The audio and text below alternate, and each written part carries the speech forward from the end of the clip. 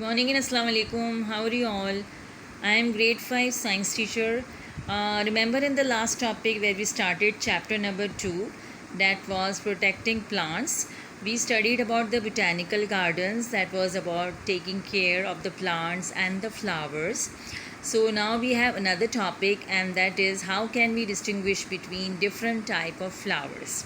It means that how can we differentiate, make a difference between two flowers, because flowers are existing in different variety of colors, shapes and sizes, and their petals also are of different colors.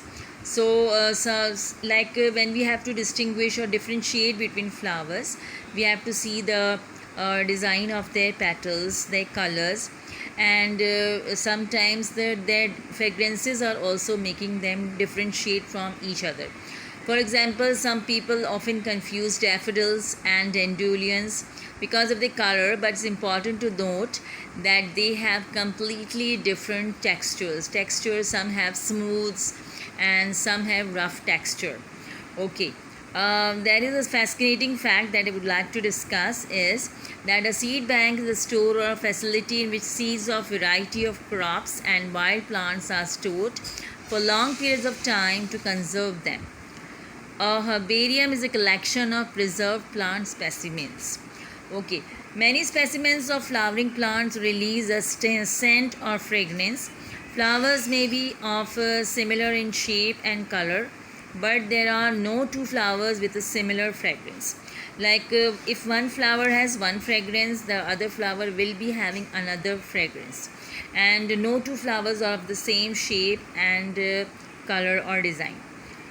So the scent of flower plays a very critical role in attracting pollinators, and the colors of the flowers, the fragrance of the flowers, they attract various insects like bees and butterflies, and they are attracted with the sweet scents of the flowers, while beetles are attracted to flowers with musty and fruity odor.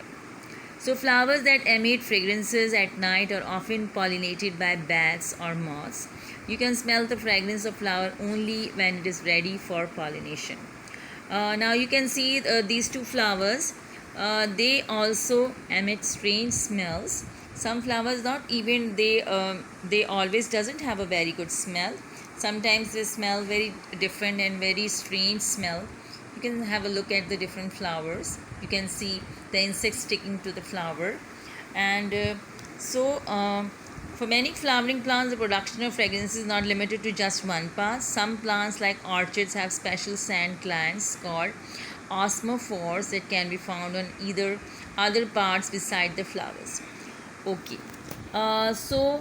you can see that all flowers are different with different fragrances, and they do attract insects and moths and other small insects and small animals too. And this happens, and this helps to cross pollination or pollination to happen. You can have a look at these two flowers, Cimatron copse flower and Rafflesia flower. So you read this page and try to understand. If you have any questions, you can ask in my next class. Allah Hafiz.